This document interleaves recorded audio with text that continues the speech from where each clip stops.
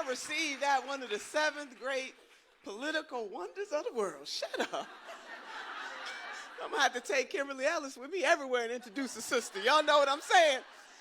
Oh my gosh, she the people. What can I say? I just gotta give a shout out to my sister girlfriend, Aimee, for her vision. Baby, bringing women of color like this, setting the world on fire. I say fierce women shake the world.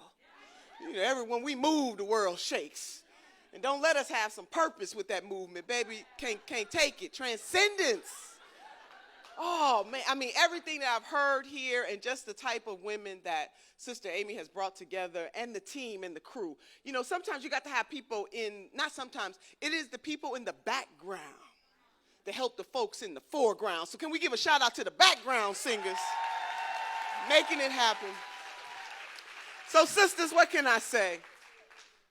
I mean, my sister Glenda Carr just peeked all into my notes. She took all my women, Sojourner Truth and Fannie Lou Hamer and all that kind of stuff.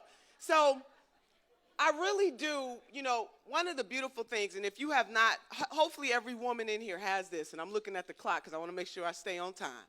But this right here, this vision about what She the People really means, fierceness, but in love. Because see, love is the fiercest of them all. Love ain't weak, baby. It is because of love that women are in D.C. right now, Sister Linda, getting arrested to stop Judge Kavanaugh for being on the Supreme Court. Love. It is because of love that Sister Fannie Lou Hamer shook that thing up. Love. It is because of love that we gather here as women of the rainbow mosaic, coming together to edify one another, to lift one another, and to understand that the power is in our hands, because every great thing that has ever been done in this country, and dare I say the world, baby, a woman was there. And see, we can speak on it now. We can speak on it in a way that our foremothers never had the opportunity to do so. And we cannot squander this moment of transcendence. You see, everybody not ready for this moment.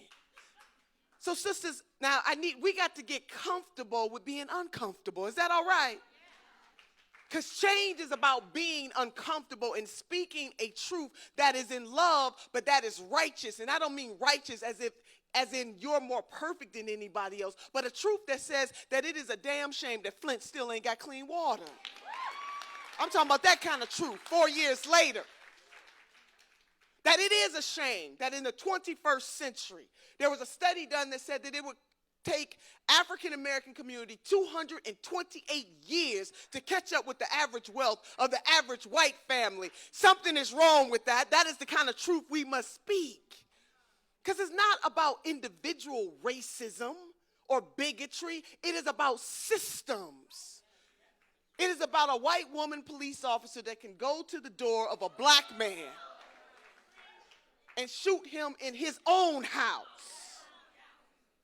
It is about the burden that our children must continue to bear. In the words of the rapper Ice Cube, my skin is my sin. And I want you to think about birthing babies in the world. I got a son, and my baby is 20-something years old.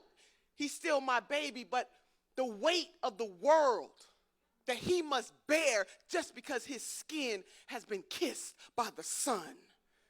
What She the People is about is understanding that black women and other women of color, we don't have to ask permission. We don't need permission slips to lead, because, baby, we've been leading this whole time. And we're not just leading for ourselves.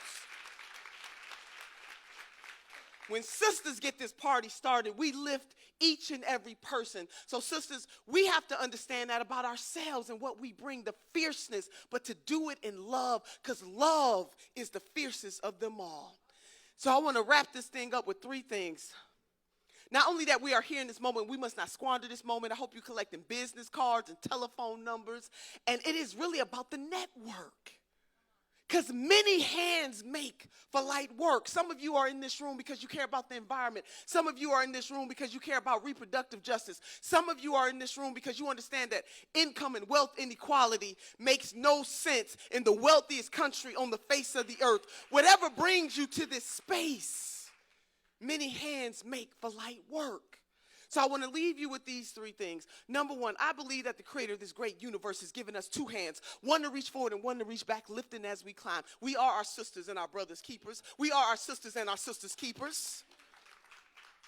And womanism is about humanity. It's not about being anti-man, but it's about being pro-humanity and understanding that a woman shall lead them.